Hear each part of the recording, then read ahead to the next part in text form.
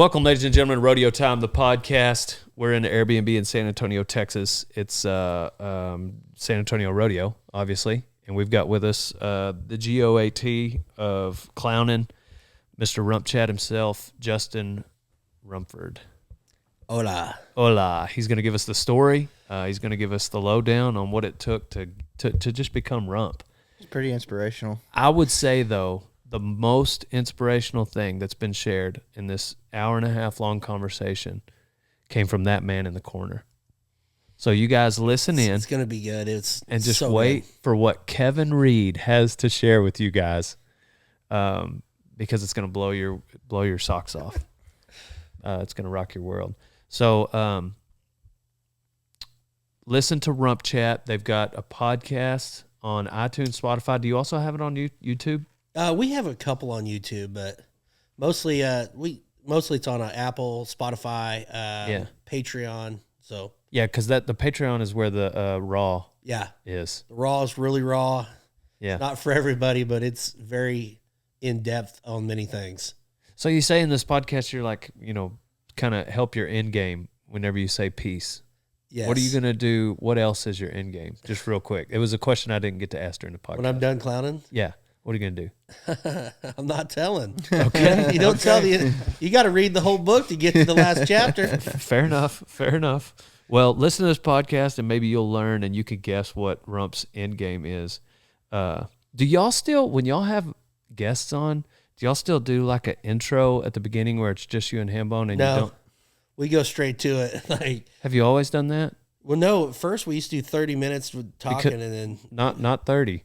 When I went on, it was 55 minutes, and then y'all brought me on for like 8. Well, that's the thing. We've learned that when we have a guest, there's a reason you have a guest. Like, because for a while, like Jeff Metters told us that, he's like, yeah, I was a guest on Rump Chat. He said, you don't have to worry about saying anything because they do all the talking. So, like, there were some times where we'd have a guest and the guest would just sit there and never say anything till the end. We're like, how about our guest? And people were like, yeah, he didn't talk. I'm like, yeah, okay, we got to get on that. I'm not gonna lie, because I've listened to some other podcasts of y'all's since then, a bunch, and you didn't wait, and I was like, man, why did they wait 55 minutes before I got to say anything? Sorry, it's okay. We got to get you back on. It's okay, but then you were our third one though. That we were new.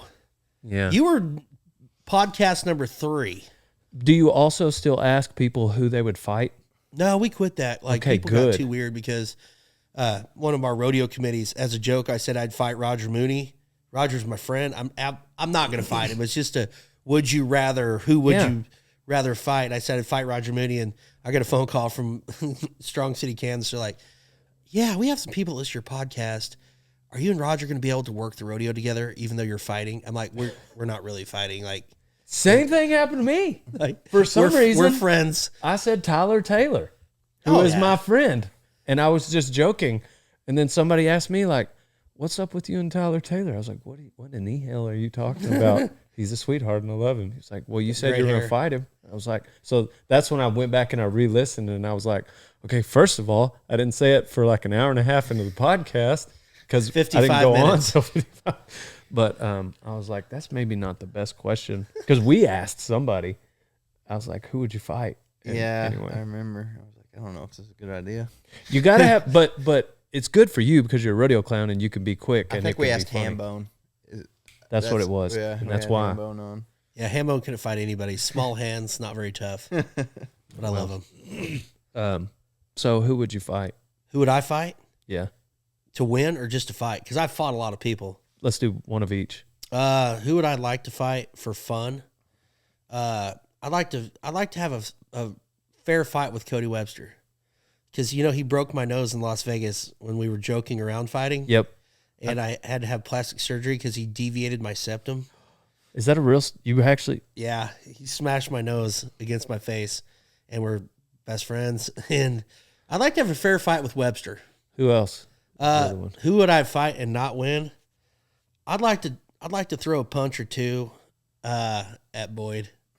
I don't think I could beat him, but it would be fun. If I could connect one time, boy, it would just. It would be just like the movies, you know, like wherever like that the hero like punches like the big guy and his head just goes and turns a little bit. Yeah, just one. If I could just land one punch, I know he'd beat me to death, but I would go down with a smile on my face and a good feeling in my heart. Well, we get to hear the hilarious story of Rump and Rump Chat, so please enjoy this episode of Rodeo Time, the podcast.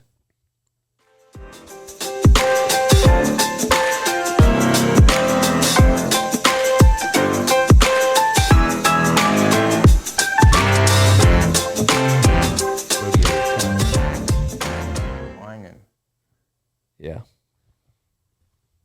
See? The audio. It's good acoustically.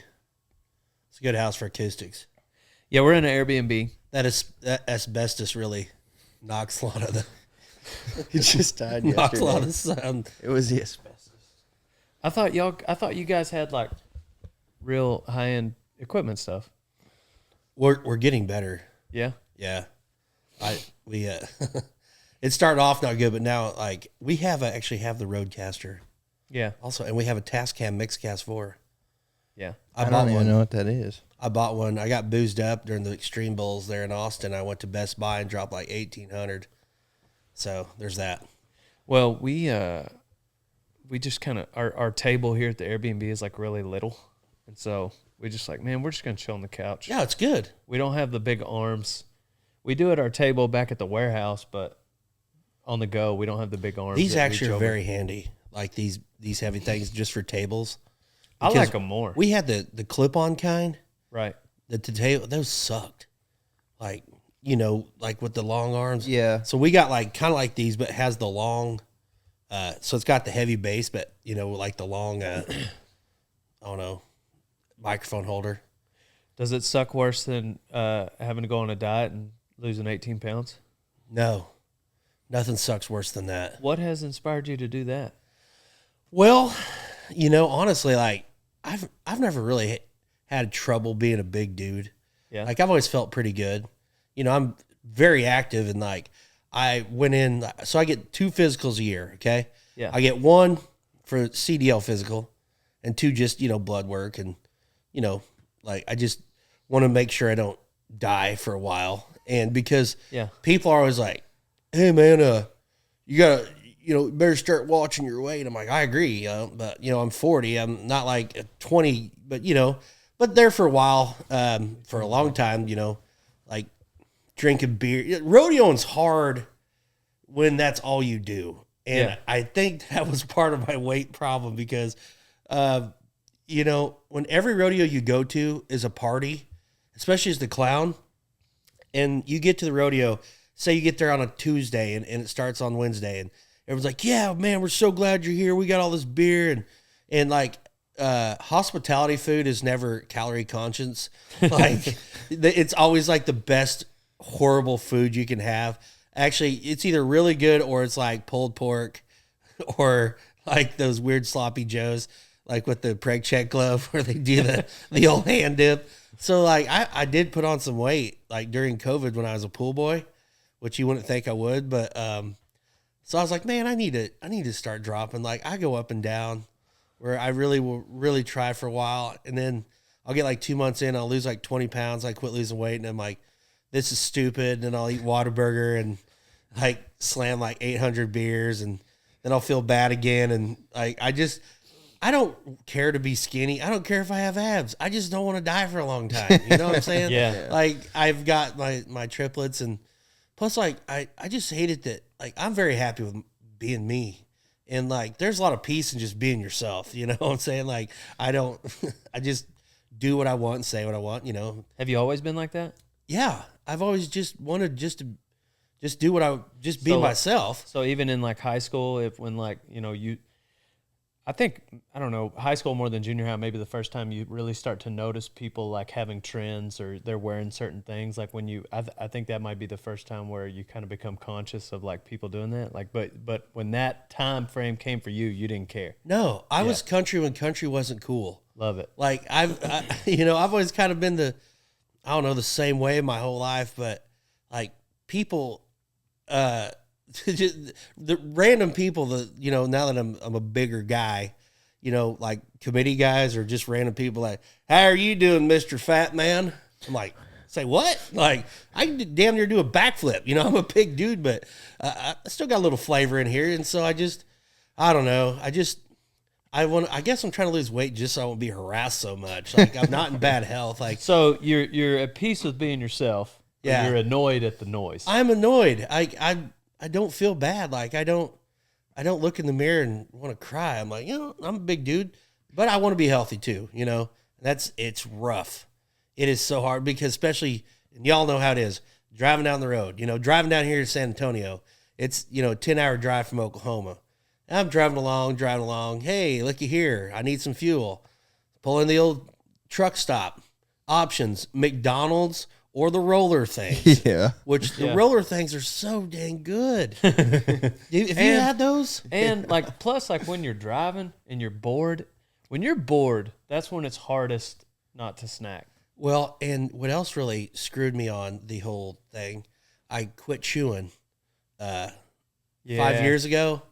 It's crazy. I still want to chew after a meal. Like, every now and then it'll hit me. I'm like, oh my gosh. Like, I just want to chew. And 5 years later? Yeah, it's crazy. And so, like, without chewing, which is fine, and I haven't chewed, and I went, I quit chewing, and it's all good. But, like, even years later, like, driving down the road, that's why it's hard because, man, I can stop and get me a bag of chips, give me a Dr. Pepper. Yeah. But, it's all good. It's life lessons. So I'm on I think I'm in, like, the week number 4 of the miserable life of dieting. Do you feel like your athleticism is often underestimated? Because I do. You're like, don't you run like a really fast 40? Yeah, I've outrun Cody Webster twice. Right. Yeah, I mean, like, I'm pretty fast. Yeah. And I can stick my foot on the fence. Like, I do yoga, I do stretching. Right. Which yoga is actually a lot harder than I thought, but like, I feel like, and have you seen my back handspring? It's pretty good. Yeah. Sometimes it sucks, but if I have a few too many drinks before the rodeo, sometimes a backflip isn't as good. But I feel like I move pretty good. You used to do what event? Well, I rode broncs. Kind of going back, like when you're talking about high school, I never ever wanted to do anything but rodeo. Like, I've been ate up for years, and I remember exactly when it happened. Well, my parents, my grandfather Floyd Rumford, he started Rumford Rodeo Company in 1946, and we had a ranch in Kansas. Rumford Rodeo became PRCA in 1982, and we had stock DNFR from 1984 to 2014. Before my grandfather passed away in 1998, my dad took over the rodeo company, and we had a lot of rodeos. We had a lot of rodeos in Kansas and Oklahoma, and we sold out. My dad sold the company to Jimmy Crothers, which is New Frontier Rodeo in Roxbury, Kansas, and he still owns a percent and raises a few horses, but he was ready to kind of be out of the rodeo business. So, like, from the day I was born, like, all we ever did was rodeo. I mean, and even back then, there was just so many small rodeos, especially in Kansas. Or just everything was a pro rodeo because for the longest time, if you had a PRCA card, you couldn't go to an amateur rodeo. So it was different. Well, as the evolution of things kind of come on, when anybody could go anywhere, these small pro rodeos in Kansas were like, well, why should we put up the money to have a pro rodeo when we can add less and get all the same people? So a lot of those pro rodeos started dropping off, and my dad and grandfather, they were the kind that, we're PRCA. You're right. We're not gonna loyal. We're not gonna do amateur. Nothing against amateur rodeos, but they were very, by God, we wear Wranglers and we wear Resistol. We drive Dodge trucks. Like, my family is very loyal to the deal, and so growing up in that, like, for the longest time, I wanted a rodeo. I wanted to be a contestant, but I wanted to be a stock contractor. That was like my thing. I was just ate up with it. Like, I couldn't wait for it, Yeah. And but I steer wrestled in high school, and I rode saddle broncs back. I was pretty skinny back then, but made the college finals all 4 years at Northwestern Oklahoma State University. as you can see. Yep, that's what that stands for. My last bronc was actually at the college finals. I got on Blood Brother Birch's. Oh, By dang. that time, I was gaining some weight, and What year was that? 2004. Yeah. My senior year, and I was like, I was getting bigger, and I was bucking off some, and it's not that I was a great bronc rider, but you couldn't hardly buck me off. I might be 68, but it was hard to buck me off. But I went to the college finals, and me and the Birches are great friends, and Matt's like, show them up and make them look good. I'm, well, we'll see. And I got bucked off, and I landed on my back, and I swallowed my chew, and I about puked in the arena. And I got up, and I said, that's it. And I left my gear bag, my bronc saddle, everything to the rodeo gods behind the chutes. And I walked out of the Casper Event Center and never got on another one. No kidding. But I was steer wrestling a lot, and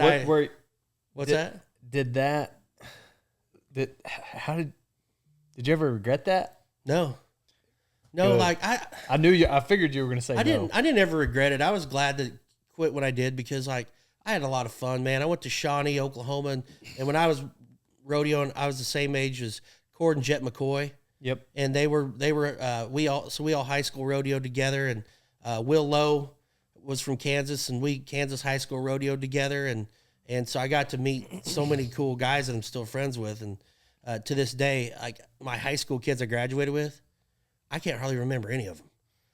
I never talked to them, but kids I junior. How big was your class? 21. Dang, that's not that many people that you had to remember. I know, right? That's how bad it is. But like all my high school rodeo friends, like we all talk. Right. And we're still around each other. But when I quit riding broncs, I was like, okay, we're going to start bulldogging pretty hard.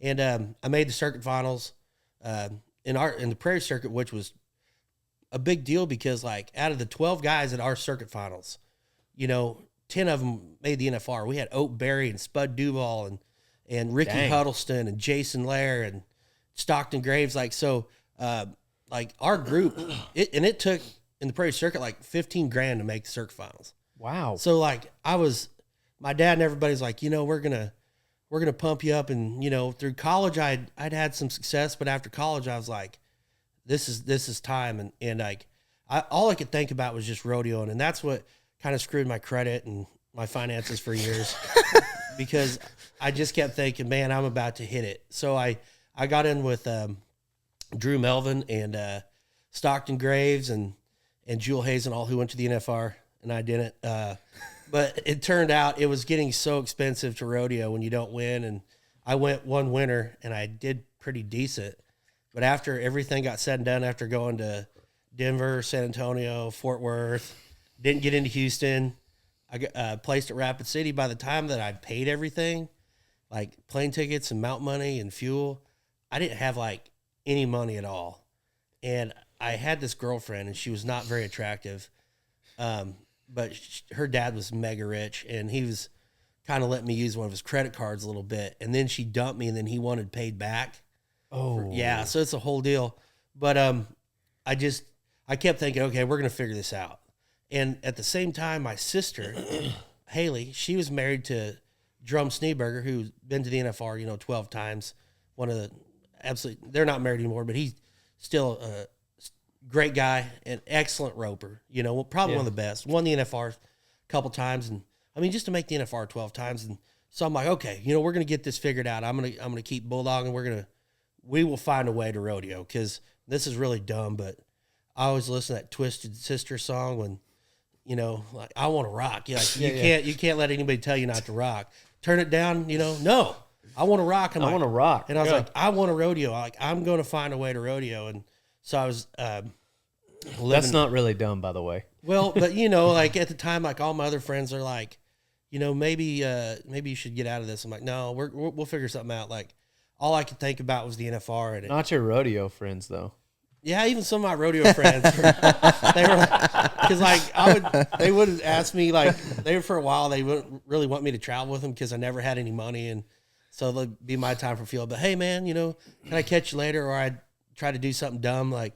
One time, there's a bunch of dog hair in this nacho cheese deal at rodeo grounds, and I told them I'd lick the cheese if they'd pay for a tank of fuel. like some dumb stuff like that, you know. But I can no more licking cheese. You got to pay this time. Like I would tell them, like Drew, I'm like, hey, are y'all gonna? What's your plan on? Like, you gonna go to Phillipsburg and Abilene and Dodge? And they're like, yeah, I think our buddy group might be full. I'm like, it's okay. I'll just enter on my own. See you there, you know. Yeah. And I mean, obviously they were always great, but you know, it just sucked because it was so expensive, and I was getting out of college, and my money deal wasn't great, you know. And so, but my brother-in-law Jerome, he was winning, you know, like $200,000 a year and winning Calgary, and you know, being pretty cool. And so I'm like, you know, I'm gonna hang out with him. So I moved to Ponca City to his driveway. And when I say I moved there, I drove my piece of crap pickup with a Capri camper I bought off a bull rider, and this Capri camper was rough. And when I say something's rough, it's rough. Yeah. But, it was all right. So my drive shaft fell off about 10 miles from Jerome's house, and so he pulled me in with my pickup, and I lived in his driveway, and I worked at the cell barn in Newkirk, Oklahoma. The whole time I'm working in the cell barn, I'm not spending no money. I'm like, man, I'm going to save my money up, and we're going to go back rodeoing, and like this is going to work, you know. So I saved and saved. I went to the Huddleston's, had a jackpot there, like they call it the world's richest bulldog jackpot, and I won $16,000, and then it just kind of got bad from there. Like I bought a big screen TV, and like.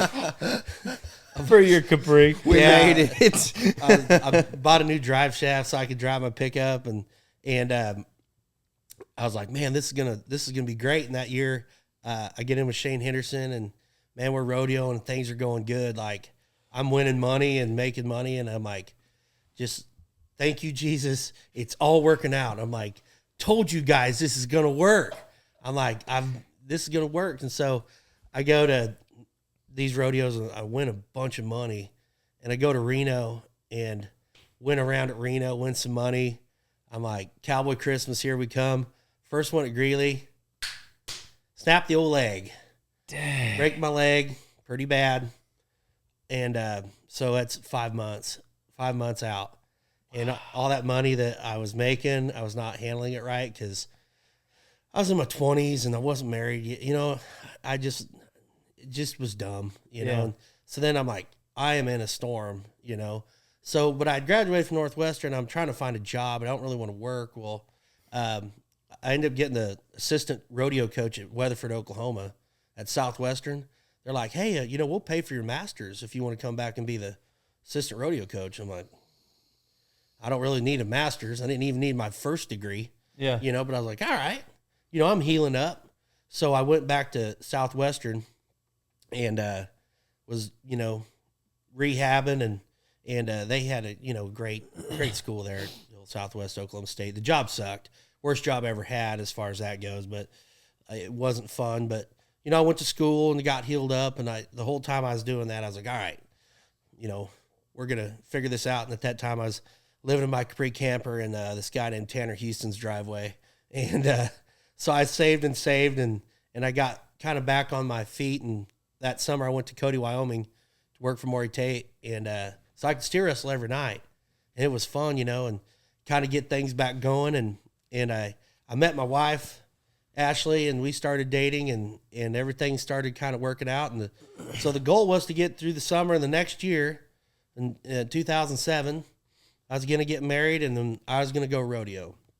So Ashley is awesome. And I know you guys have met her, but she's like the best thing in the world. And she was like, you know what, if you want to make the NFR, we're going to figure this out.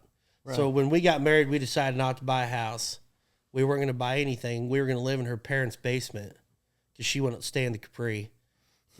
You know, stuck up. So, classy. So she's like, we'll live in her parents' basement in Ponca City. And she's like, she had a really good job. She was a marketing director for the Oklahoma Blood Institute. And she's like, I'll work and you go rodeo and we're going to make this happen. I'm like, cool. That is a pretty amazing wife. Let's do it. Well, the same deal. Did the old Denver, San Antonio, and it just didn't really work out. And I got to June of that year, 2007, and got to North Platte, Nebraska.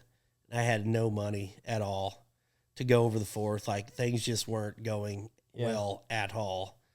And my sister and my brother-in-law called me, and they're like, Justin, it's okay. Not everybody can rodeo for a living, and, you're not a failure. You can, you and Ashley are going to do great. You can move back to Ponca City, you guys get an apartment. You can work at the sale barn, and we'll I'm like, man, I'm not done. Like, I'm going to figure out how to keep rodeoing. And they're like, you can't, you're broke. And like, they're borderline rude. They're like, your poor wife's at home and you're off trying to bulldog. And I'm like, well, yeah.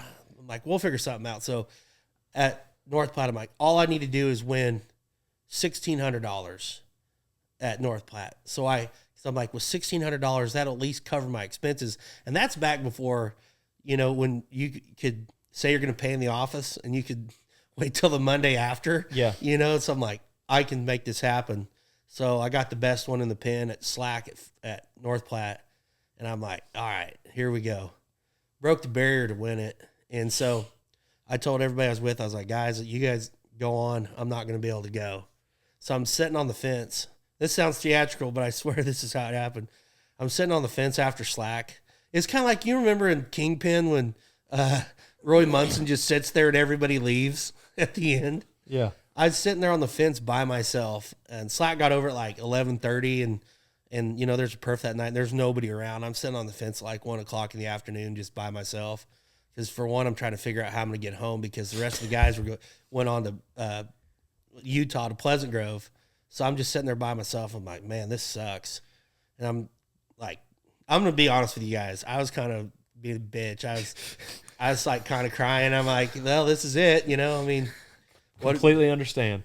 So I'm sitting there, and Benny Butler, who's been a family friend of ours, who I've worked on and off for my whole life, and my dad still works for him to this day, helps him all the time. And Benny comes out of nowhere and he goes, hey, what's your deal?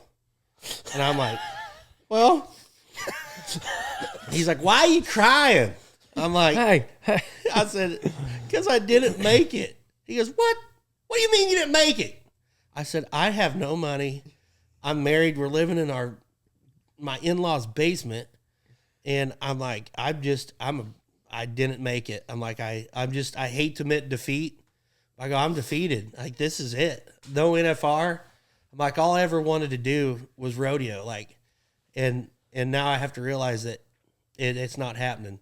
So Benny says, I tell you what, Biggin, come work for me and drive that truck. Cause I had a CDL, he said, you drive that semi and I'll pay your fees in my rodeo. See, that's your dang deal. You're too dang dumb. You need to come work for me and I'll give you a paycheck every week and you bulldog in my rodeos. I'm like, all right. So I called Ashley. I go, guess what? Got a job. She's like, oh Lord, So I started working for Butler's, which I really enjoyed. I mean, it was fun for me. And like the first week I worked for Benny, I won $7,800, and I was almost like, peace, Benny. And he would tell me, don't you go quitting on me now. Like, cause that was the week when, like Phillipsburg, and I won Phillipsburg, placed at Burwell, went to Colorado to Manhattan, Kansas, that whole little rodeo run. And I did pretty good. And I was like, this ain't so bad. And plus the best part was I was getting to be a stock contractor. I was driving a 379 Peterbilt with a 57-foot trailer full of bucking horses. Yeah. And it was like, I really thought, man, I've made it, So the bronc rider, and you loved that part. Oh my gosh. Yeah. I ate it up, dude. I'd get in that semi. I'd set the seat down as low as, and it was nice. Like, Benny's trucks are pretty awesome.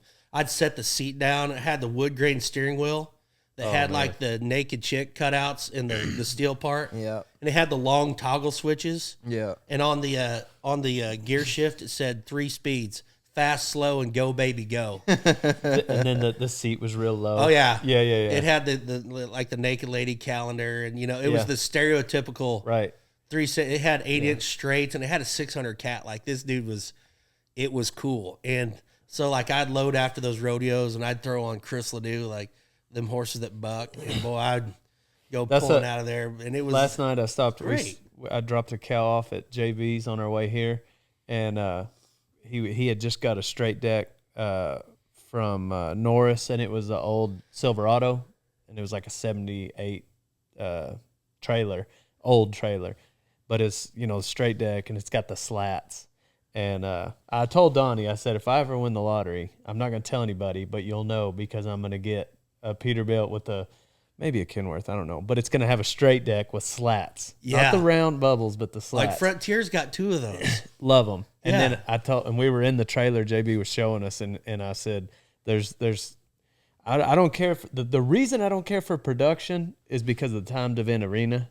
No offense to timies, but like there's nothing worse than like being on the production side of running timed event. Right. But it could be 2 a.m. wherever you're at, and if you're pulling like bucking horses or bucking bulls, you pull over at a truck stop. There's nothing cooler than stepping out and seeing those horses in that trailer, like hauling stock in a big rig. Oh, I'm telling you, and thank you for knowing that, because it was almost magical, you know. And I was like, I have made it. And then once again, my family was like, have you made it? You're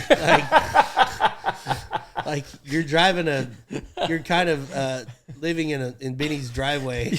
You're a trucker, Rump. But You're a trucker. It was so cool. Like I don't, for all those days that I worked for Benny, I worked for him for a long time. Yeah. And I'm going to tell you, Benny's not always the easiest dude to work for. Like right. He fired me at least once a month. Like he would go, get out of here. I'm not going to say all the words. Yeah. Get out of here. You're fired. I go, no, I'm not. He'd go, yes, you are. And I'd turn around and go, you're fired. And then that would make him so much more mad. Like, I thought so many times was he like legitimately saying you're fired? Oh, yeah. In that moment? Yeah, he would get so mad. Like, here's an example. He had the rodeo in Tonganoxie, Kansas for a while, the Shriners Rodeo. That hospitality ain't for you. It's for the Shriners and their family. And so we're there, and like I said, I love working with bucking horses. And so when I go to load, I got my load card. I go in there and I like call it slicing and dicing, you know. Yeah. Get my load order kind of stacked in the alley. And I really enjoy that. Yeah. So I would go in there and, you know, I'm looking at my card, and we had this horse called Full Throttle 250, and that dude did not handle it all. He would do like the jump sideways thing. Yeah. And so like I'm just really sliding back there. I'm going to ease him out in the alley. Did y'all head and tail him in the trailers? Oh yeah. And what was he like coming by you? He would ruin the stack. Yeah. Everything would be head and tailed, and he'd do the head drop and go underneath the one side and then spin them all around. Then Benny would make us unload the whole trailer and do it all over. 12, 12, and 7 on that trailer, by the way. But he was just a terrible horse to handle. So I'd go in there real quiet, you know, and just do just ease him. And here come Benny. We're 30 minutes away from the perf, like maybe 40. I got time. Right. Load him! Load him! I'm like, Benny, I know what I'm doing. I said load him. You know, he gets pretty stirred up. So I just take this sorting stick, and Benny's behind one of them old, you know, the old WW gates that don't lock, you know, with the pins where they're already kind of bent. Like, this is an older setup. He's behind the gate, and it's latched. And I just take this sorting stick and hit that horse right on the butt. And this dude does the jump sideways thing, hits the gate. Well, it pops that latch, and the latch flies and just smokes Benny, knocks him down, and then the horse runs over the top of him. And I'm like, I just killed a Hall of Famer. So I'm like, crap. So I turn around real quick. Then when he goes, hey, when he starts getting around, I go, what happened? You know? And he's like, it's like he would get so mad it looked like he was going to break into 2 smaller Bennies that were both going to start yelling at you. And I got this sorting stick. He goes, give me that stick. And I go, why? He goes, because I'm going to kill you. You're fired. Get out of here. And I said, I'm going to go sit in that truck until you come apologize. And he goes, don't. I mean, he's yelling. Until you come apologize.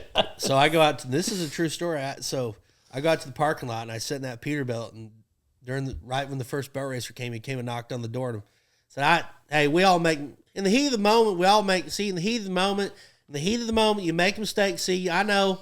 Come help me load the bulls, biggin. All right.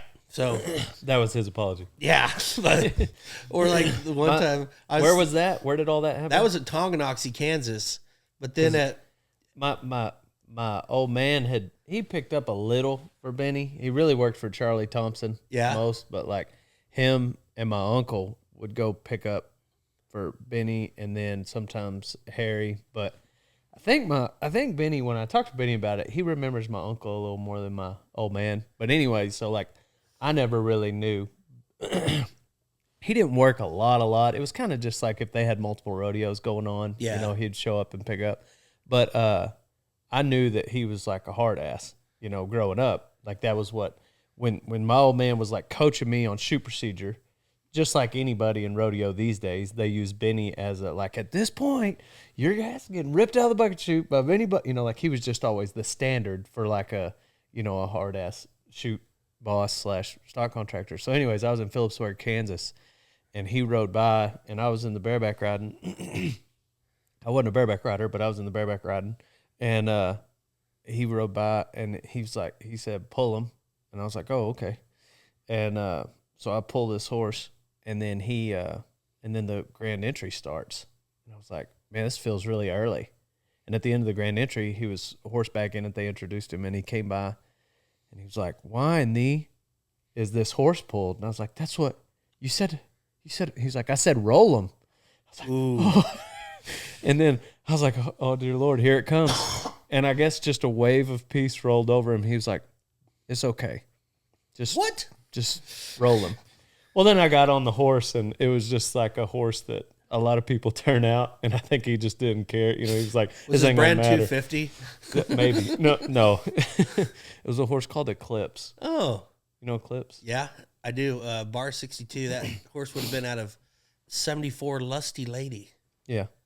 So anyway, it was, I don't remember how many points. I rode the horse, but. Well, when you talk about the shoot procedure, the best though was that I ever saw was when I was just a trucker, and Casey and Tilden were still pretty fresh in the game. Yeah. They're at Tucson, and Tilden is getting on his horse, and he's just about to nod, and everything's going good. Like, I mean, he was quick. And Benny comes running up and goes, get out of there! Get out of there! And Tilden pulls his hands out and jumps on the back of the chute and looks over and like winks at Casey. And Benny goes, well, what are you doing? And Tilden said, you told me to get out of there. And he's like, hi, man, nod, you dumb. Yeah. But Benny was very intense to work for. Like, yeah, there was a lot of hard days, like a lot. Yeah. But when you want a rodeo full time, right, you have to just, take the bumps and bruises, and like that whole time I was still bulldogging, and it was fun. But then this is where the whole deal went kind of crazy. And so, because I'm still trying to figure out how to get to the NFR and something, and I actually did drive the semi out there to Las Vegas. And when I was working for Benny, when I bumped the chute at the Thomas and Mack, I was like, oh my God, yeah, it's never going to get any better, but right. There it was. Everyone's like, well, you're still a truck driver. And he's like, I don't have a room for a few days. You mind just staying in the truck? I'm like, nah, I'm good. I don't care. So I'm staying in that Peterbilt in the parking lot. In December. Yeah, I'm staying in the sleeper at the parking lot at the Gold Coast where they used to park the trucks, and I'd go in there and hang out and drink beer and be like, hey, see some of my buddies. Hey, you got a room? Hit that shower real quick. Do you need a place to stay? I'm like, oh, hell, I'm good, Yeah, I'm Campbell. But Benny, the whole time working for Benny, after several years, I was like, after like 4 years, I was kind of like, man, maybe there is more to this, Like, I was driving back and forth. Me and Ashley, we had bought a house in Ponca City. We moved out of the basement, which it's kind of embarrassing when other your friends have houses and you're living in your in-laws' basement. So we'd bought a house, and I'd made some money, but I wasn't rodeoing real hard, and so there was a bull riding in Pretty Prairie, Kansas, not the rodeo, but they had bull riding. Yeah. And so that we took bulls to, and so they the guy that was supposed to clown it, like, he left like an hour before because of a family emergency, just leaves. And I had tried clowning at Cody, not really. I just kind of filled in like a few nights. I was like, yeah, I'll do it. So they're like, yeah, do it. So I just put on some shorts and I went out there and just Chris Farley'd it because that's all I could think of to do. So like the whole time I just was the Chris Farley character. And they loved it. I got there and go, how's everybody doing tonight? Good. Like, and I just did it the whole time. And so afterwards, like the lady came up, she's like, oh my God, thank you. You were great. And she cuts me a check and I'm like, holy crap. I'm like, is this for real? And she's like, well, I'm sorry. We just didn't have the budget we had last year. I'm like, no. like clowns, this is a thing? Like get paid? And she's like, oh yeah. I'm like, wow.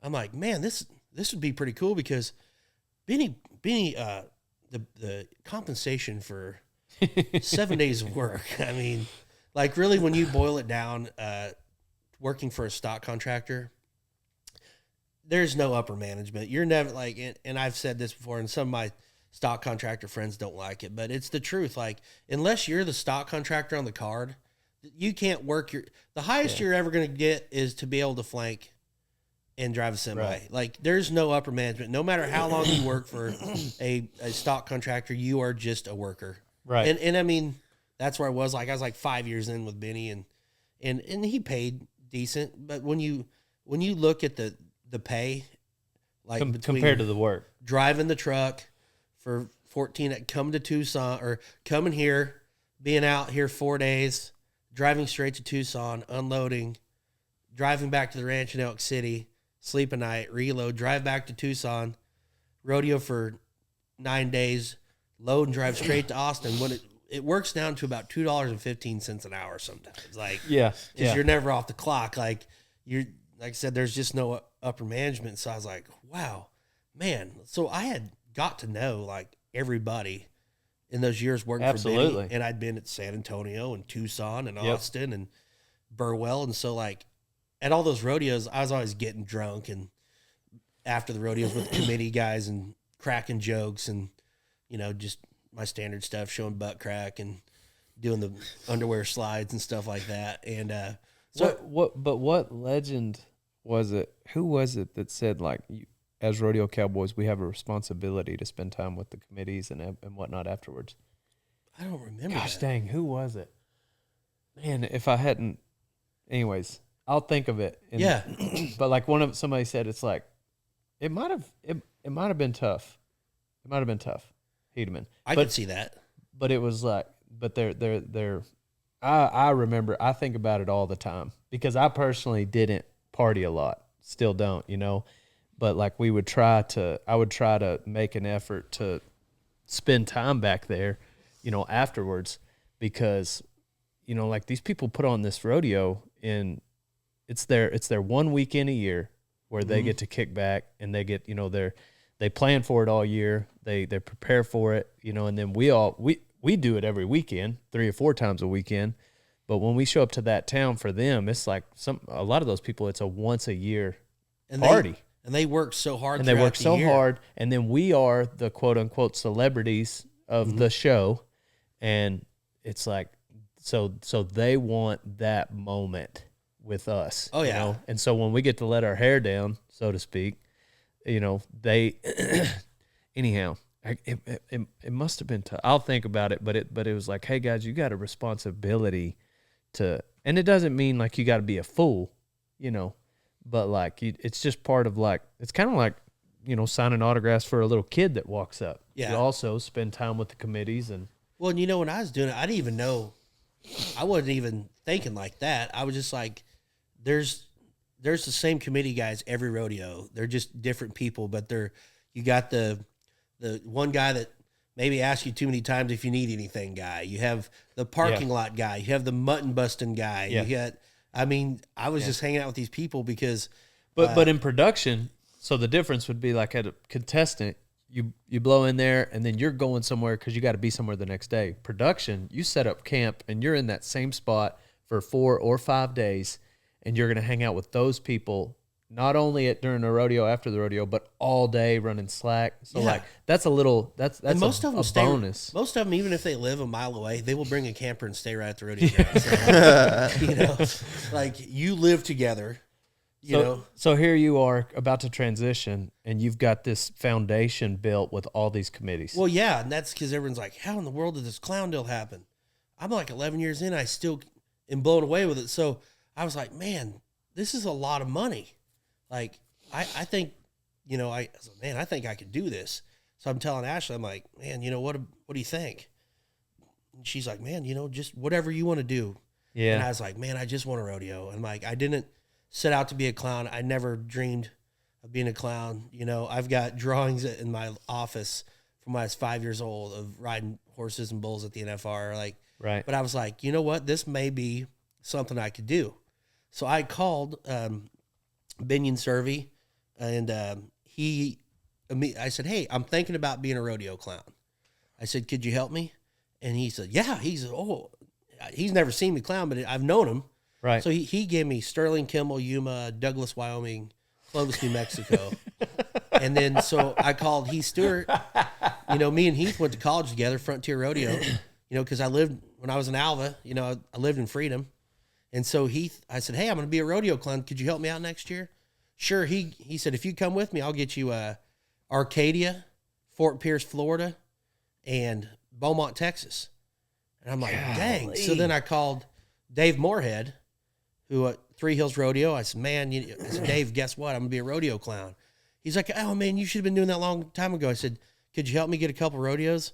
And he gave me Cedar Rapids, Moline, Illinois, Raleigh, North Carolina, St. Paul, Minnesota, and Columbus, Ohio in the winter. And I was like, what in the world?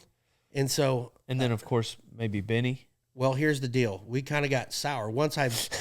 This is all after this bull ride. It happened really fast. So you got 14 rodeos after this bull ride. Well, there was even more than that because, I called somebody else. Survey, Frontier, and Three Hills. I called the Sutton family in South Dakota. Oh, dang. And they're like, yeah, come on. Sam Andrews got me Belton, Texas in February that year. My first year, I booked, no joke, probably 28 rodeos in 3 days before I had a card. So that's good. I got to get to that part here in a minute. So I was like, crap. And these were decent paying rodeos. The Survey rodeos weren't the best, but it was still, I was like, hey, this is a good, man, I can make so much more. I can make as much money in a day as I did working almost 14 days for Benny. So, and I didn't have to go anywhere. So I'm like, okay, this is cool. So I called Benny and, I didn't want to call him, Right. Have you ever had to dump a girl and you don't want to because she's really nice and you've been together for a while, but it's just better? Yep. And you don't know how to do it. I finally just called him. I'm like, Benny, look, I'm very sorry. And I appreciate everything you've done for me. And I'll be forever grateful, but I'm going to have to quit. And he was like, you no good. He was mad. He was so mad. And he's like, well, come help me for one more weekend. And so I was like, all right. So I go to Vernon, Texas, and he is the meanest he's ever been to me there because I was quitting. And so I took his credit card, and I went to Stripes, and I bought $700 worth of beer. And on the Butler & Son credit card I had for buying diesel for the semi. And I took that beer and had a party after the rodeo, my retirement party. And because he was so mean, I'm like, screw him. And turns out he got pretty pissed off a few weeks later when he gets the $700 beer tab on his credit card. And so we didn't talk for about 6 months. He was pretty pissed off, and he should have been. It was dumb. I had a similar feeling phone call with Sammy Andrews because I wanted to just ride, but I was also working for him and James and fighting bulls, and I sweated the phone call for months. And I didn't work for him for 5 years, but I remember all day, the day I was like, I have to call him now, because it's it was the worst feeling. It was after Belton, but then, so they had a little break before spring rodeos, Colleen and all them start up for him. And I was like, and so finally I called him, and Sammy doesn't talk much at all, Andrews, that. Oh, yeah. But he can get to be a hard ass if he needs to, and he will, but he's not. He's, if anything, he's just more quiet most of the time. But so I was just nervous just because I guess just in his silence, it can sometimes be intimidating, you know. And I've learned since that usually bosses are intimidating, period, because when you go to talk to them, you either need something or you got a problem. Mm-hmm. So like you know, if like a normal human being doesn't necessarily want to take that to someone. So mixed on top of that, if there's somebody like Benny, or they're just like really quiet and intimidating like Sammy Andrews, you know, you can imagine how it felt. It's the quiet ones you got to watch. Right, yeah. And so I called him and he was like, oh, well, that's all right. Just be sure and enter our rodeos. Come ride at ours. And I was like, okay. You waited. I was worried about Dude, that. I was worried sick. And then he was just a sweetheart, like he always is. And so, yeah, and James and I are tight. We're like this right here. That's me on top. But yeah, James and I, we've always been. And so is Sammy and I, you know. And but anyways, I had that similar phone call, but the outcome was a little different. Well, yeah. And I also didn't blow $700 on his credit card either. So. That was dumb. But like, you know, Benny, I will tell you this. I love Benny. I do. And there was a lot of times when we'd have all these other guys working for us, and we never really got quality people working for us. And pretty much, not very many people want to run the D-Rig and Shoot in Phillipsburg, Kansas. It's a hard sell. $50 a day. It's a hard sell for employees, but like there'd be half times he'd be yelling at me, and I wouldn't even done anything. I'm like, say what? And he's just yelling at me. And I said, Benny, one day I said, why don't you yell at all these other dipsticks? I said, how come, you know, I've been out here longer than anybody. I'm working my tail off, and I care about your stock. I care about your equipment. Yeah. How come I get the worst of this? And he goes, because I love you. He says, I want you to be better. He goes, I could give a crap about anybody. He didn't say crap, but he goes, I could give a crap about any of these. He said, these other guys ain't going nowhere. He goes, I care about you. I said, well, care less, dude. Like, you know, but it was pretty shaky for 6 months, maybe 7. Yeah. He was really upset. So what year was it that you booked the 28? This is in 2011 or 2010. I booked him for 2011. So then I was like, well, I guess I better get a PRCA card, you know, because that whole little formality. Yeah, a little bit of. So I was like, crap. Minor roadblock we've got here. So I called Mike Greenleaf, who's a really, really good friend of mine, who has an amateur rodeo company in Kansas, Medicine River Rodeo. Mike and Patrick are great people. If you ever get a chance to go to one of their rodeos, like they got good stock. Like they really try and put on a good rodeo. So I called Mike. I'm like, hey, could I come clown Greensburg, Kansas? He's like, we got a guy. I'm like, no, I'm going to come clown your rodeo because I got to get evaluated for my PRCA card. And Mike's like, oh, all right. Well, yeah, I mean, sure, I guess. So Mike had to call the other guy and tell him not to come. So I'm like, okay, cool. So I got it all set up. Well, you know, you're supposed to get 5 rodeos. Yeah. You give them like, and then they're going to show up blindly at one of them. Yeah. You don't know which one. So I had talked to our event rep, which I've known You knew forever. a guy who knew a guy. You know, so I talked to our clown rep, and I'm like, hey, I'm going to get evaluated here. And so I'm like, if you need an evaluator, you know, I can help line that out. He's like, well, you can't know the person coming to evaluate you. Well, we've been in the rodeo business since the 40s. Like, if you have a rodeo in Kansas, there's going to be somebody that I know. And he's like, well, who, you know, we'll have to find somebody. I'm like, well, here's all these people, you know, Smet said he would come, or, you know, so I'm like dropping names. And I had Bob Tallman, Rob Smets, and Liesl Harris signed for my card. Yeah. So I'm like, shoe in. Do we really have to do this? Right. So anyhow, I'm like, man, this would be great. So I go to that first perf, and they said, yeah, we sent an evaluator. And felt like I got along pretty good. I got on a bucking horse in my clown gear. You know, I used to do that all the time. I got some pictures on my phone, but that was one of my clown acts. So I didn't have any acts because I just kind of bailed into it. I didn't even have clown paint. Like at first, like I'd be like, hey, you guys fighting bulls? That's cool. Hey, how about some of that paint, you know? and I didn't really have anywhere to stay. And so I would just wait till everybody left and then drive out to the back corner and sleep in my pickup because I didn't want anybody to know that I didn't have any money for a rig. And so I'm like, man, this is cool. I got my card, because by the time this all rolled around, I had a rodeo in 3 weeks at Clovis, New Mexico. That was my first pro rodeo. So I call him like, yeah, did everything go good? I got turned down for my card.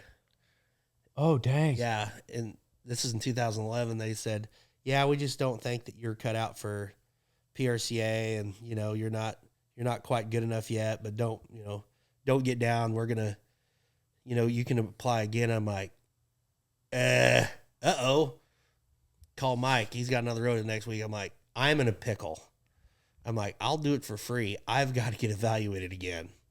He's like, all right, well, come on. So I went to another rodeo, and I passed my evaluation that time. That was in 2011, and I won Clown of the Year in 2012. Why the hell didn't they pass you that first time? I have no idea. I have no idea. What'd you do different the second time? Nothing. And that was, but you know what? When I was devastated when I found out that I didn't get my card. I was like, I am so screwed. I've booked all these rodeos, PRCA rodeos with no card. And I'm like, I just, honestly, that's the first time I thought, man, I should just quit. Yeah.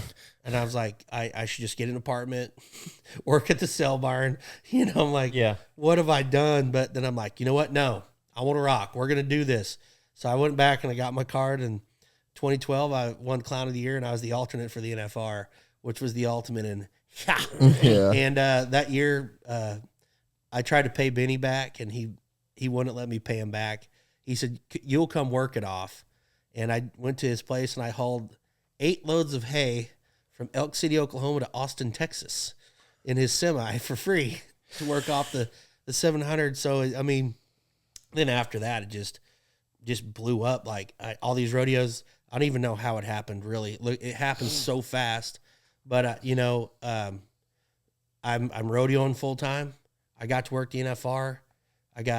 I'm more blessed than anybody as far as rodeos going, because, like, man, my winter schedule, Denver, Rapid City, San Antonio, Austin, San Angelo.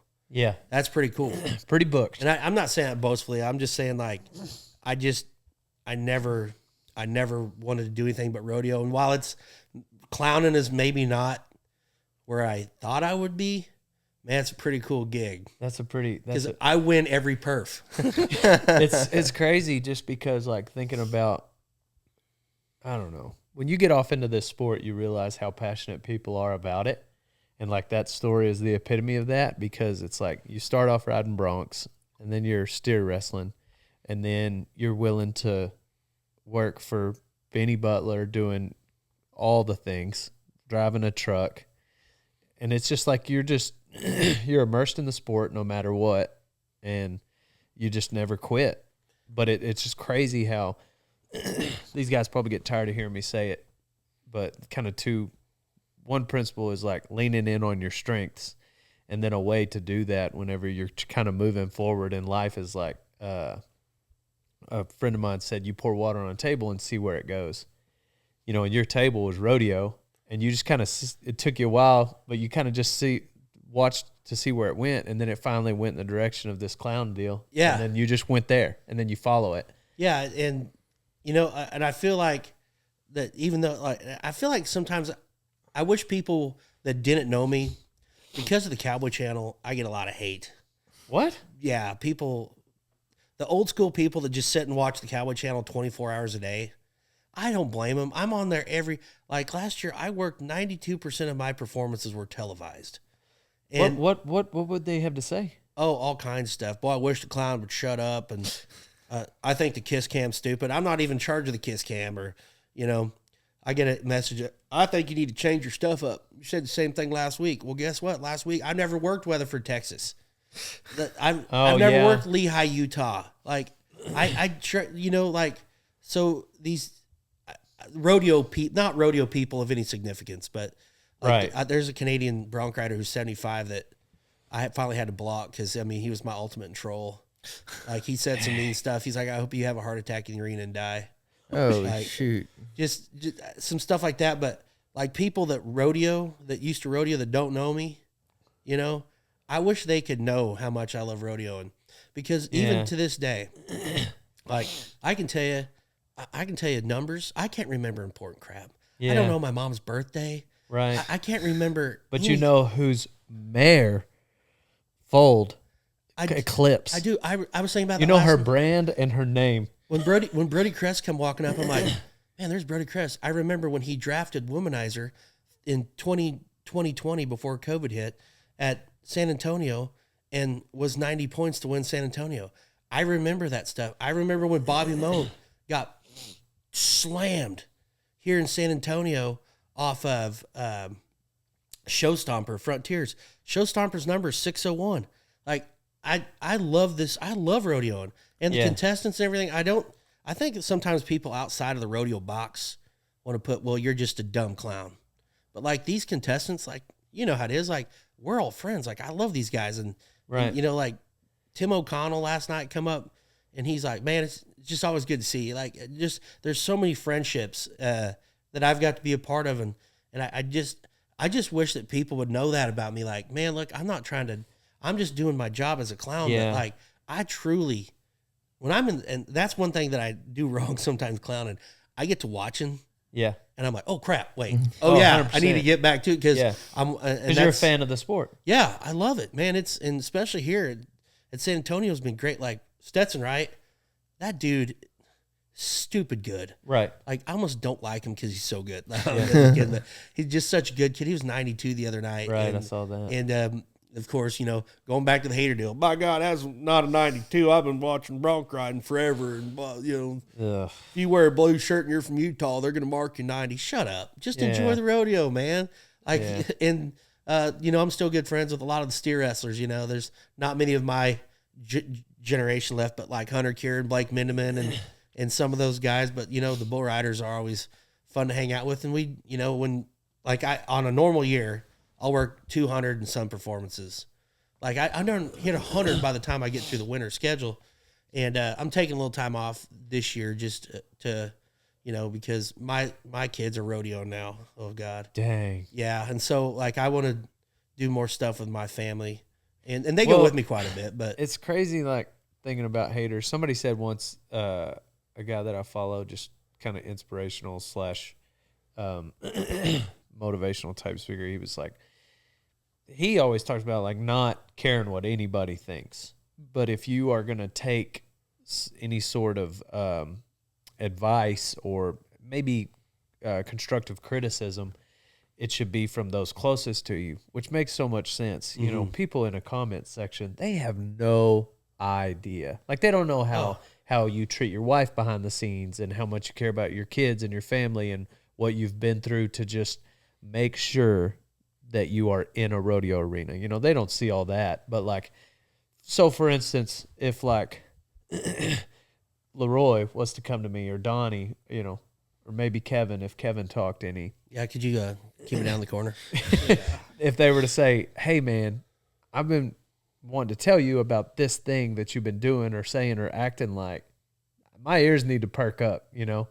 But if Steer Rider Pants 47 in the comment section is like, that a real name? It used to not be, and then like I say it so many times, and now there is an actual Steer Rider Pants. Oh my goodness. Anyway, whenever they're in the comment section saying, hey, listen, you wig wearing asshole, like you this, and that, like, they don't know me. Yeah. You know? But the other thing I noticed too is like, hey, on that particular post, there's 34 comments. And one of them is Steer Rider Pants. I need to pay attention to the other 33. Yeah, that's where, like, I will admit that is my weakness. Yeah. Like, I get so much hate though. There's People no hate way more people dislike you than the people that dislike me. But doesn't that it bugs me? It used to bug me real bad. But I've gotten thicker skin because, again, like, the people closest to me are my biggest fans. Right. The ones, like, the better someone gets to know me, the more of a fan they become of me. Now, I'm not singing my praises. Like, I'm still an asshole. I'm a piece of shit. Like, I've got plenty. Like, I'm a sinner, 100%. Right. I'm not saying but like, when you go to like critiquing me on the internet, you have no idea anything about me outside of the 9 videos you've watched, which actually puts you in the fan column, ironically. I'm not going to take your hate into consideration. Yeah, and I've got to get better about that. Like my mental like Hambo and my best friend, he's like, who cares? Yeah. Like somebody puts on there like, man, that music, he's the music director, of course. Right. Somebody could put on there, man, that music sucks. It sounds like guys are at a rave. I don't know why they play that at a rodeo. And Hambo's like, look at that. I'm like, someone, puts on me, I wish that fat damn clown would shut his damn mouth. And we're trying to watch. I'm like, oh my God, really? So why would you say that? Okay, so that might be one different, because with what I do, there's a lot of instances where even I know that like I'm kind of asking for it, especially if someone doesn't get the joke. Steer Rider Pants 47, Steer Rider Pants _47. He doesn't get the joke. You know what I'm saying? It goes over his head, so he's gonna throw shade. With you and Hambone, you guys are like artists, and you're. It's like a very serious profession. You are a clown wearing clown paint, but on the other hand, like it doesn't take a rocket scientist to figure out what you're doing and what you're and so like I could see like how you might take it different. I guess I come to expect it maybe. Well, and then too, I don't think a lot of people understand the extreme production of most of these rodeos. Like especially at this rodeo right here. I mean, we're in 2 meetings a day. Right. And I mean, if you go look at that, their switch room just for the big screens. Yeah. So I'm literally wearing an earpiece. And so my production guy is Kyle. So I know I go out during the steer wrestling. Okay. So in my ear, it's like, all right, Rump, after this next steer wrestler, start walking down the fence. Yeah. Okay. We're going to come to you in 3, 2, 1 for 5 seconds and go. How's everybody feeling, San Antonio? All right, cut it off, Rump. We're going back. Okay, roll video 2. All right, cool. So, like, I'm not making the choice. Like, because, I mean, like, I got a message the other day. It's like, I really wish you'd do away with the kiss cam.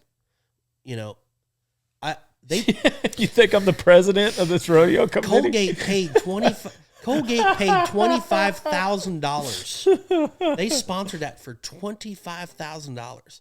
Now, contractually, you have to have 4 people on that kiss cam every performance, okay? Right. I don't know. I'm not that guy.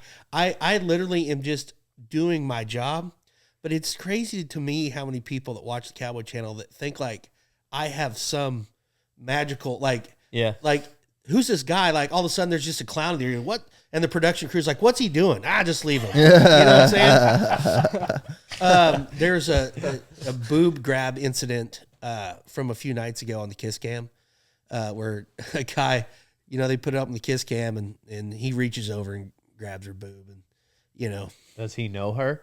I mean, she took it pretty well, but the old, and then, of course, people on, and I've quit reading it for the last few days because it's bugged me, but can you believe the clown did that?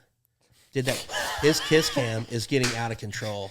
Oh, and then we did a promotion for, for Bud Light's the sponsor of the big screen. Yeah. So, they say after the kiss cam, let's just do other cams because, during the tie down rope and they want stuff going on.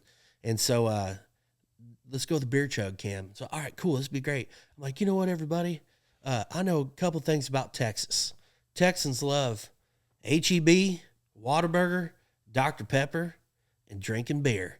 I'm like, if you got a beer, let's go to the Bud Light beer chug cam, which shows like some young guys and they're standing up and then it shows like an older lady and she chugs her beer and it's hilarious and blah, blah, blah. And so that's not me. That's not my idea.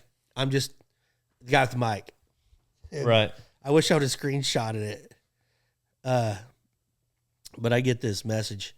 How dare you try to glamorize binge drinking at a family event? And it's not somebody that was at the event. It's somebody watching on the Cowboy Channel. Yeah. So I asked the CEO of this rodeo, San Antonio averages 15,000 people a night. We had 13,000 on Super Bowl Sunday night.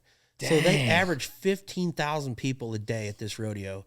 And I said, can I ask you a question? I said, how many complaints do you get about the clown or the music at the rodeo. He said, we've had none. Not one. Wow. Not one. Stu Pearson, who is the switch operator for the sending to the Cowboy Channel. And for anybody that doesn't know, there's no Cowboy Channel crew. There's nothing.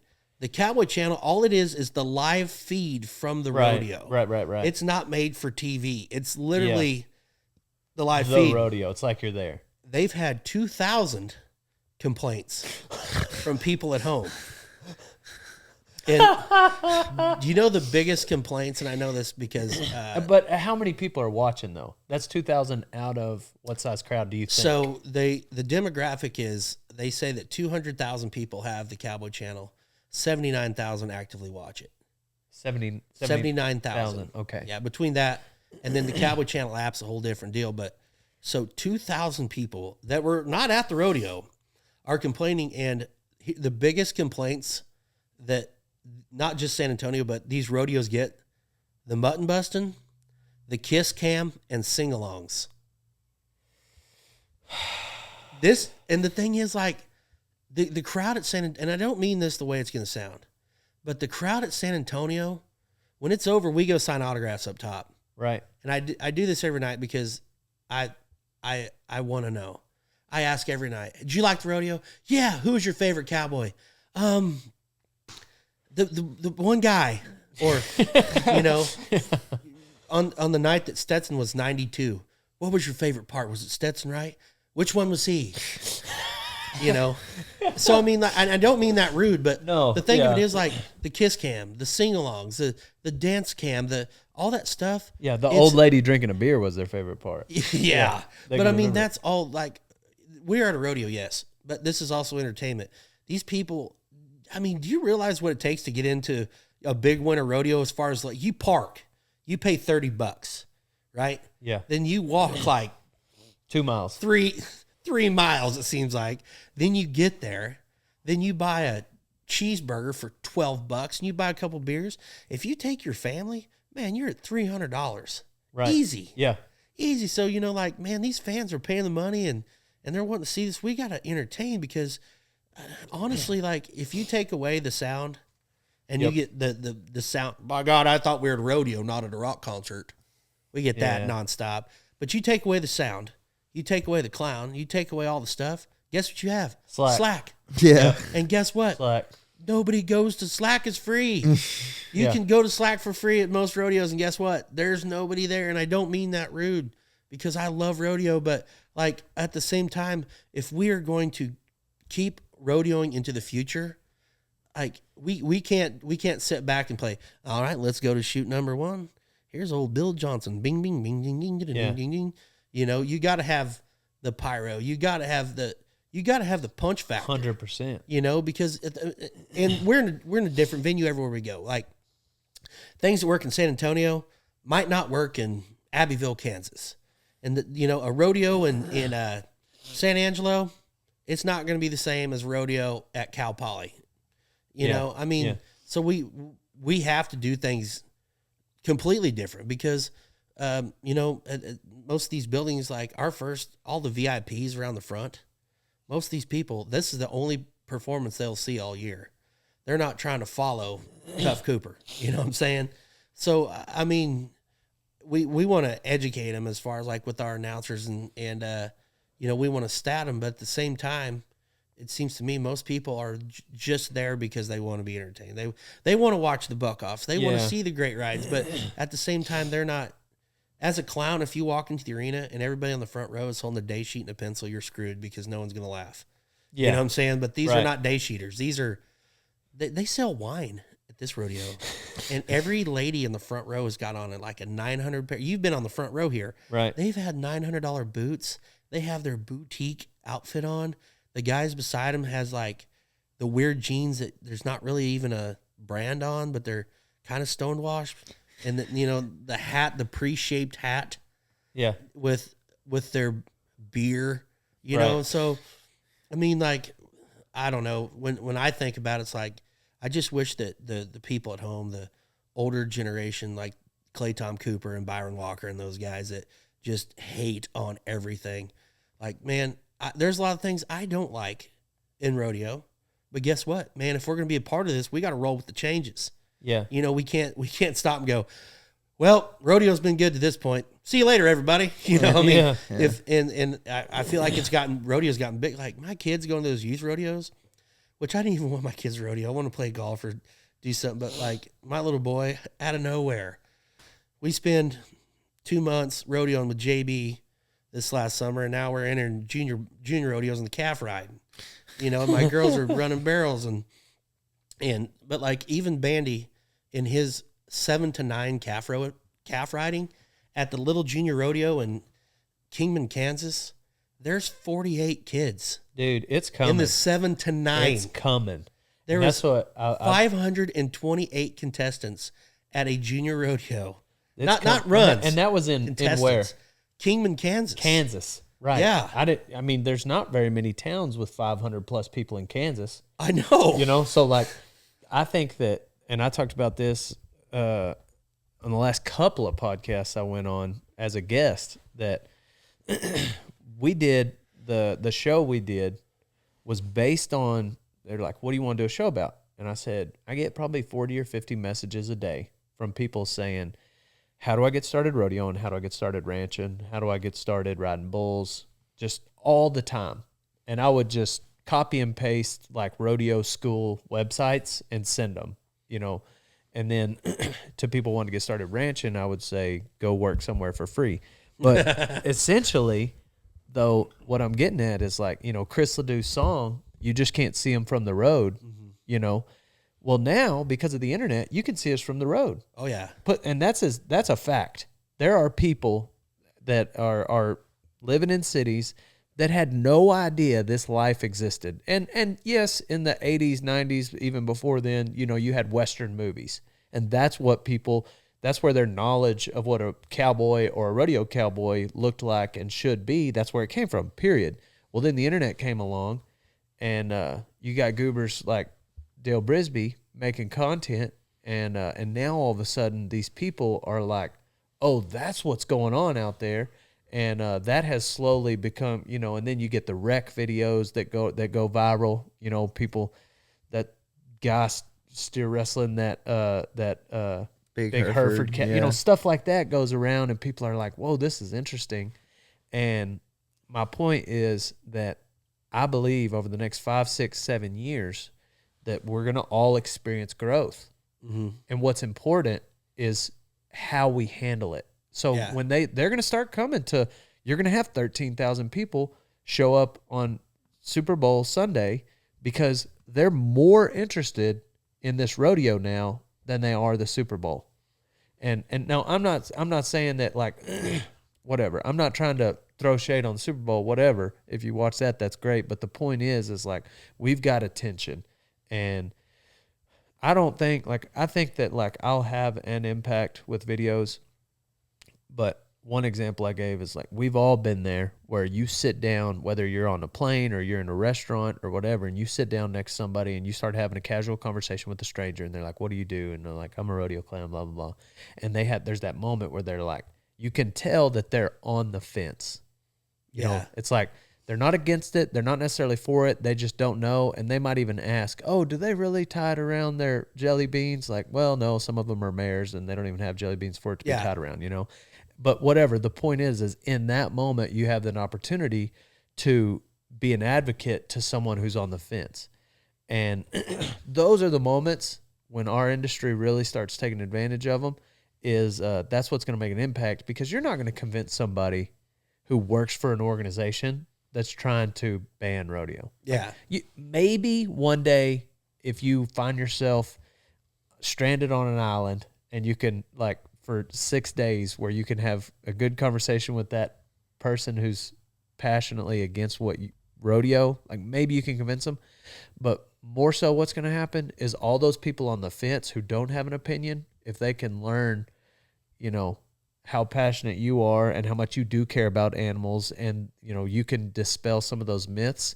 Now, all of a sudden, you know, they're calling their buddy who has a cousin who owns a horse, and they get that picture with the horse ears because it's cool. They're not going to make a profession out of rodeo or ranching, but they might buy a ticket to a rodeo. Well, yeah, and rodeos overall. I mean, okay, so here, and I know this yesterday because they told me just here at San Antonio, but coming off last year at San Antonio was their COVID year, so they could only take 1,500 people. Yeah, it was in Freeman. In Freeman Coliseum. Yeah. So going into it, they knew they were going to lose $4 million. Okay, they knew that. Wow. Going into it, they said, you know what, though? We need to have this for our community. And so they pushed through. And even this year, coming off a COVID year, they're only 6% behind their biggest year ever, which was 2019. Wow. So the people are coming out, and like the one guy in the front row the other night, he goes, I come to one rodeo a year. He said, I can go to Spurs games all year, but there's only one San Antonio rodeo. So I know this is dumb, but I'm gonna put this out there. I honestly think too, like when you're talking about the Western way of life, because I've seen it around my hometown, like around Pawhuska, because of the Pioneer Woman, you know, and the Drummond Ranch, like people, they bring in busloads of ladies, older ladies daily to Pawhuska to witness the Osage, which we've all been hanging out there our whole lives. But, you know, I mean, now we have people coming, but like Yellowstone, right? Like in Ponca City, they have this deal called the Winter Gala, which is just like adult prom. And like ever since Yellowstone come out, like all these bankers and like the guys that work at Bob Hurley Dodge that are not rodeo people, they're all wearing like really nice cowboy hats now. Yeah. I think that's some of it too. I mean, it's kind of making it. Love like, it. You know, love it. People are kind of liking it ain't hurting it. Yeah. Yeah. Because like I said, most of those people are not going to make a career out of it, but it will make them fans and at least give them some insight into like what actually happens. Right. Because what happened, and then you find, you know, the media, they'll like to exploit any sort of like tragedy or one-off event that sometimes happens. So they'll find something on the internet of one exception to the rule, one asshole who doesn't treat animals right, and then they blanket statement the whole industry. Yeah. Well, that's not the industry, you know. No, I mean, but like you go look at those Calgary broncs or any horses here, holy smokes. Like, them bucking horses, you can see yourself in their hair. Yeah. Them dudes are shiny. And like Dr. Ben Espy, who's just an amazing vet, you know, he runs the whole veterinary deal. He's been a pro rodeo vet of the year, but like at all these rodeos, like that's what's so cool about the bucking horses. And even in the ABBI deal, you know, like they have at the ABBI event, they have bull chiropractors. Yeah. You know, I mean, like I've I shouldn't tell you this, but I'm going to. When I worked the deal in Enid, not clowning, when I was just working, I ran the back pins there and for the Gold Card Classic in Enid, and I put up a sign that said "Bull Psychic," and on the board, I'm like, "Is your bull not bucking? Call me, and I'll come out and give him a reading." I got 3 calls. Oh man! Oh man! I'm not kidding you. And I was like, "Wow!" I was like, "Guys, that was a." That was a joke. Like, nobody thought it was funny, but that's you know, hilarious. That's one thing I think that I wish that people would know is, man, how much these animals mean a lot to us. I mean, when you think about like when Craig at Midnight died of Powder Rivers, man, that shocked her family. I mean, Pearl Harbor, that was shook the whole industry. Yeah, I mean, and so there is so much love because when you spend every moment, and when I look back on my Butler days, I spent more time with those bucking horses and bulls than I did people. Yeah, and when you go from place to place, it's like traveling with your family. You know, like you know their manners, and we can't put these two together because they'll fight. And, right. You know, so I mean, just when that's your people, like you become very attached. You know, so how did Rump Chat start, and what are your plans with it? Man, that was another deal that just came out of nowhere. Like, I don't know why good things happen to me, but God's been so good to me. Like all this stuff just happens. Like, and I don't even know. But Aaron Ferguson, who started the BFO, Aaron is a good friend of mine. He fought bulls at the finals twice, and when he came down from Canada, when we still had the rodeo company, my dad was producing rodeos with Jerome Robinson, the world's not the world's toughest rodeos, but Western Trails Rodeo Company, when we had, you know, several of it, the Wrangler Pro Rodeo Classic, you know, back in the day. So Fergie, he come down and stayed with us for, you know, because growing up in the rodeo industry, you always had like 4 people that you didn't know staying in your bunk bed, So growing up, but Ferg come down and we were good friends and we've been buddies for a while. And so I never even heard of a podcast. Like, man, I'm not techie. Like, right. I don't. This is an iPhone 5. Like, I'm behind. But Ferg's. I was driving to Prescott, and Ferg, he's like, dude, what year is this? This is 3 years ago. Yeah, this is in 19. Yep, before the world ended. I thought it was before then. No, like we're on year 3 right now, and so I was 19, and so he Ferg calls and he's like, hey, what's your favorite podcast? What? Like, I don't know what that is. He's like, it's just like you listen to it and people just talk. I'm like, that sounds dumb. So then, so my wife's like, no, she had like some podcast she listened to. So I listened to the podcast. I forget. Oh, it was one of those comedians. He was on Without a Paddle. He's tall and skinny. Oh yeah. Yeah, I know who you're talking. I don't know. He was, and I was like, okay, this is kind of funny. So Ferg, he's like, hey, you know what? You and Hambone should do one of these things. And I was like, all right, I guess. So, Hambone's like, hell yeah, let's do it. All right. So then we get to Prescott, and Hambone's running the music. And so he just goes and just buys, like, all this stuff. Right. And it was, like, mega expensive. I'm like, this is dumb. And so Ferg was like, all you guys got to do is just record you guys being you. So, like, all right, cool. So, like, we recorded 3 before we let one out because we're like, let's just get some beer and let's just talk. Well, the first 3 were pretty bad, like a little too much beer. And you mean like words and a little bit outside of PG-13? Yeah, so I'm sure it was great conversation though. It really was, and so we're like, all right. So we finally put one out in July at Estes Park. Was our first one, and we're like, how cool would that be if we get 100 downloads? And so we watched. I'm like, no one's getting this. Is dumb. Because Hambone's like, let's do another one. I'm like, why? And so Ferg was like, well, you can make money with this because I want to have an end game. Like, right. I love clowning. Right. But when I want to be done, I don't want to do a retirement tour. I don't want to. Yeah. I want to, peace, Yep. And so I was like, man, maybe if this can make some extra money. And so we got like 100 downloads in like 2 days. I'm like, damn. Yeah. Like, can you believe that? Right. And then it kind of got more and more and more. And then that year, every episode started getting more downloads. I was like, wow. So then we got some sponsors and we started making a little money. I'm like, this is pretty cool. And so my mom hated it bad. She still does. She's, sometimes, and I'd say on there too, I'm like, man, I need to watch my mouth, but it's not for kids, but we tell the real story. We don't, there's too many cookie cutter stories. I hate, and that's one reason I'm glad we're doing it. Cause I hate, podcasts where it's not, hey, talk about your summer rodeo. Well, I got some good broncs this summer. The cliche stuff. Yeah. Like all the stuff. So I'm like, I want to know, like, getting in fights and drinking beer and dipping snuff. Getting fired by Benny Butler. Yeah.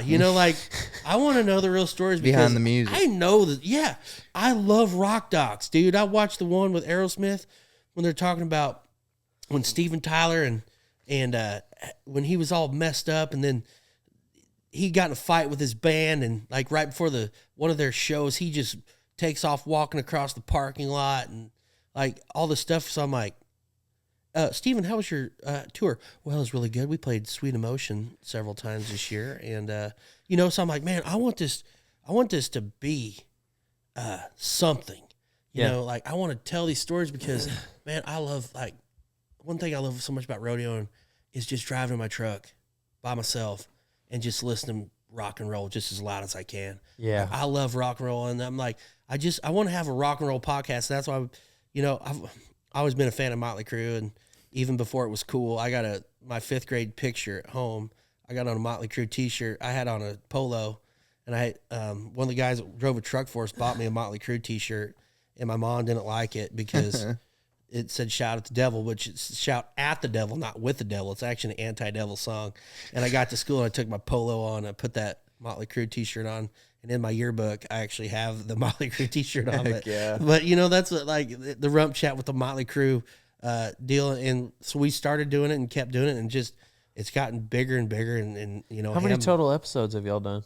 We've done 96, and we're about to 1 million downloads. So Heck yeah. yeah, and we're doing some Rump Chat Raws. Where on the Raws they are pretty raw. But How many Raws? 3. We've done 3. We did one with JB and Sage together. Yeah, which that one was awesome. And then we did one with Boyd, Paul Amos, talking about the whole NFR debacle of him and manager. And we just did one with world champion steer wrestler Jacob Edler, which he is that dude's pretty cool. I mean, but they are. So what if you do like a throwback and put your first 3 in the Raw?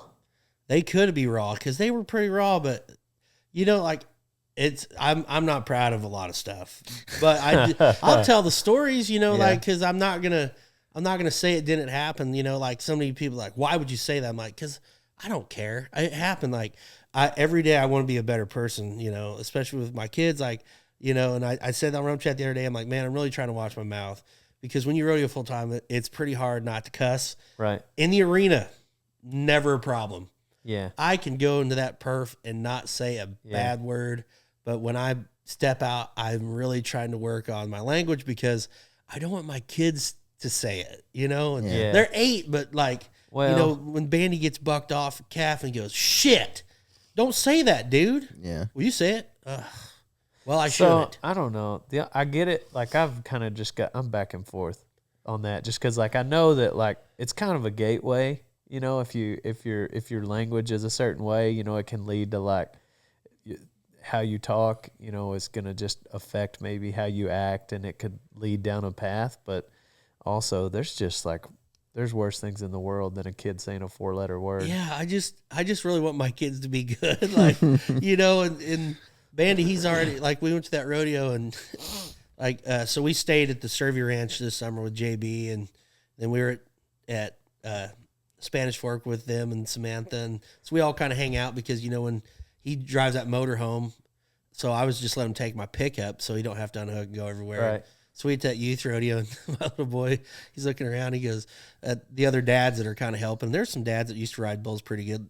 Cooper Congeezer, who went to the finals, his kids are riding there, and Lucas Dick, who went to the PBR finals back, you know, so, and Bandy looks around and goes, why is nobody smoking?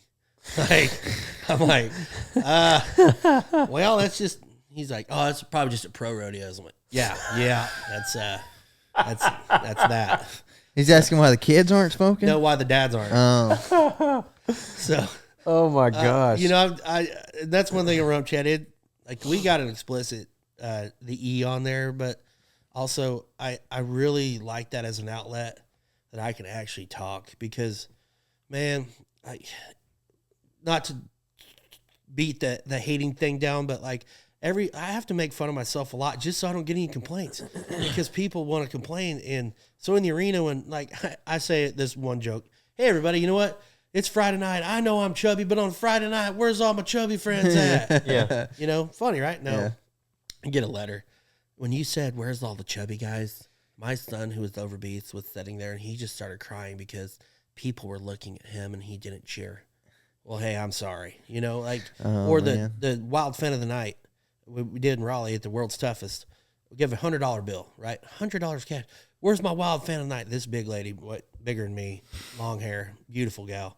She stands up, and, I mean, she starts twirling that hair. And, I mean, they're playing Cherry Pie by Warrant, so, you know, that's a Appetite for Destruction. And she's shaking it. I mean, shaking it. And she gets on, you know, like those handles in Coliseums. She jumps on it and slides down it backwards while throwing her hair back. And I give that 100. I said, ma'am, I said, I don't know what you're drinking, but here's for another round. Next day, I get a phone call. Hey, man, you got to write an apology. I said, for what? And that lady, she's like, I am so embarrassed that clown said that I was drinking. I don't drink or condone alcohol. And I was there with my nieces and nephews and my children. And for the clown to say that I was drunk in that arena, she's like, I will never come back to one of your events. And I'm like, what? You know, because like people are so weird. I go, hey, everybody, look at your hand. Well, you know what? He didn't say crap about looking at your feet. That clown just said, look at your hand. That's crap. The guy in the So back, I ain't got a hand. the guy in the back didn't have a hand. So, yeah, exactly. So that's one thing on Rump Chat. Like, it's not on public forum. Like, I hate social media. I hate it. I don't want to be a part of it, man. But like on Rump Chat, where you have to go to it and download it. Yeah. It's not just out there for you to see. I like having that outlet where I can talk and be myself, because Defend yourself. And even at rodeos, man, like you got to be on. Even when you're not in the arena, you are always on. You can't have a bad day as a rodeo clown. Like if you get at 8 o'clock in the morning, things ain't go good. You can't, and one of your people stop by, you can't be like, hey, what's up? You go, hey, how's it going, man? Yeah. Everything going good today? They'll be like, hey, come over and have coffee. You don't want to go have coffee sometimes. Yeah, come on. Okay, you bet, and you have to go over there and small talk. And so like you always have to be on. You can't, there's no. It's taxing. And I don't mean that. I hate to say that because I don't want anybody to go, well, that guy's got it all. He's just being a baby about it. I'm not saying that, but like it's hard to always be on. And that's 100%. You can't, if you do. I remember I was pretty upset. I got hit in the barrel really hard last summer, and I was pretty sore. And I go walking out of the barrel, and one of the committee guys, he goes, hey, come on, sign autographs. I'm like, not tonight. And he goes, well, you're supposed to. I said, hey, look, man, I'm just not feeling it. I'm not going to go up there, man. Next day, hey, Justin, Kathy here at the office. Is everything good with you and Greg? Because he said that you got pretty mad at him last night. Well, it's not that. It's just I had a rough evening of getting ran over by Mexican fighting bulls, and I just, I come like, hey, sorry about that, bud. You bet I'll come right up there. Yeah. So, like, Rump Chat, I can say whatever I want. Yeah. And like I said, I hope that people will listen to Rump Chat and get to know me a little bit. Even though Hamba a lot of times says I'm dirty, I shower a lot. It's just his thing. But it's whenever I'll go to like a booth, sometimes I'll be there for 4, 5, 6 hours, because especially if it's my booth, it's just not like you can bounce out. Right. Well, like I'll sit there for 5, 6 hours. I'll be more tired from that in an evening rather than like if I go day work somewhere and we're horseback at 6 a.m. and we'll work till 6 or 7 that evening. Just pretty hard work. Mm-hmm. I'll have way more energy on a day like that than I will after a booth. Like it's so taxing. But like at the booth, it's the neck up. When you're on a ranch, it's the neck down. Mm-hmm. And it's just, mentally and emotionally, it's just draining to be quote unquote on. Yeah. Like you're talking about. That's why I like Vegas. Like towards the end, the last couple of days, I really feel bad. And I got to I'll dip out. If I'll feel it coming. And because with me, for some reason, I guess just because of the nature of my videos, people just, for some reason, when they come up to me, they'll just be a jerk, and they just think that I'm not like a normal person. And and then plus they might also be awkward, and they're also a fan. And so they don't have a plan when they walk up. And they want to say something and sound. And they want to say something, and maybe they're trying to be funny and the delivery is all off or whatever, but like it's just not a good interaction. And so like after 8, 9 days in Vegas of doing that for 8 or 9 hours a day every day, like you just get kind of exhausted of it. And so I never will call someone a name or anything. I just might kind of not say anything, and I'll just take the picture with them. Well, that alone is enough for them to feel awkward. And so I just got to dip out, and I'll be like, all right, I got to go because I feel it coming, know? And I feel bad for those people, even though they're the ones necessarily, on paper, they're the ones that were the jerk, whatever. But anyways, the point is, it's like, it's so incredibly taxing. That's when I get home, man. I got the gate on my driveway, where we live off down in there. And like, when I get home, I don't want to talk to anybody. I just want to do my deal. And I got my friends at home, Jeff and Sheridan Greer. Sheridan's the one that drew that picture of you and Boone. Yeah. With the pencil. Yep. It's on my wall. They're my best friends at home. And so like when she is very talented. Yeah, she's awesome. But they're the only ones I'll be around really. Cause I'm like, I just, some of my other friends, hey man, let's get home. Let's go do this or that. I'm like, man, I've been gone. Like after Denver, after 26 performances in 16 days, like, man, no offense, but Yep. Unless it's Jeff and Sheridan, they understand it. Right. But like everybody else, I'm like, man, I just want to chill. Like, I just want to be around my family and horses and cattle, and just kind of go do my deal. Like, there's a lot of happiness in just caking cows in northern Oklahoma. Yeah. When no one's around, Well, get you a couple White Claws, fill up your deal and just cruise around. After this, we got one more little deal I want to do with you. But Okay. we normally end these because I'm sure you've got things to do today. Yeah, I'm getting blown up right now, but I got it. We're good for a few This more next one will be quick. Okay. But we'll just we end these with life advice. Can be your rodeo clown life advice, or can be Justin Rumford Can it be a couple different pieces of advice? Absolutely. Okay, number one is one of the smartest men I ever met in rodeo, and he's kind of my hero, Tommy Joe Lucia. Oh yeah. Tommy Joe is the one that got Flint the $1 million contract. Yep. He did so much with the PBR. He's with Salt Lake Cowboy Games. I mean, that dude's amazing. He told me this. It's good to be out and about when dealing with the public, but he said 2 words that you also need to remember: limit exposure. Yeah. And that was something I'll never forget. Thing number 2 I'll never forget is Benny Butler told me this. You would think as big as your ass is, you could pull your head out of it easier. That's number 2. But the Rex Dunn, who was a Hall of Fame bullfighter that, I kind of grew up around. I don't know if you've ever seen any of his videos back in the day. Just a little. But Rex has always been motivating me. The one thing he told me, he said, it's easy to quit. He said, anybody could quit. He said, quitting is the easiest thing you'll ever do. And he told me, he said, if you want to do this, you can. He said, anybody that wants to rodeo can. He said, it don't matter your ability. It don't matter how tall you are. It don't matter how fat you are. If you want to make it in the rodeo business, you can. He said, all you got to do is do it. Just never quit. Yeah. And that would be my life advice for anything, man. It don't matter about rodeoing. If you want to do anything, if you want to play basketball, if you want to, be a rancher, if you want to train horses, if you want to play golf, you can do it. You can't quit. You have to do it. And that's what I'll never forget, because like you said, man, quitting's easy. Yeah. But that's not what we do, except for quitting chewing tobacco, which was extremely hard. Okay. And I did do that. So holla.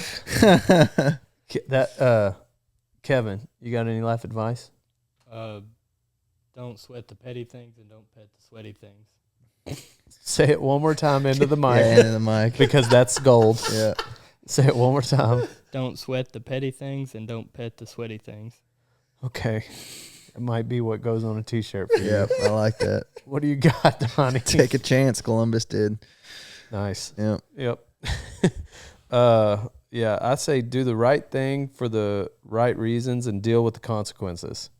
I heard that the other day. I thought it was kind of just because sometimes doing the right thing also has consequences. Right. It was just kind of made me think of like some of the hard decisions in life. You got to, when you're trying to live out my faith, for instance, that you've got to make decisions that might yield losing a friend or losing a gig or not doing this or that or less money. But those are the consequences. There's consequences even to doing the right thing. Amen. And then the other thing, physically, I was listening to a book. He said the body can do damn near anything. It's the mind that needs training.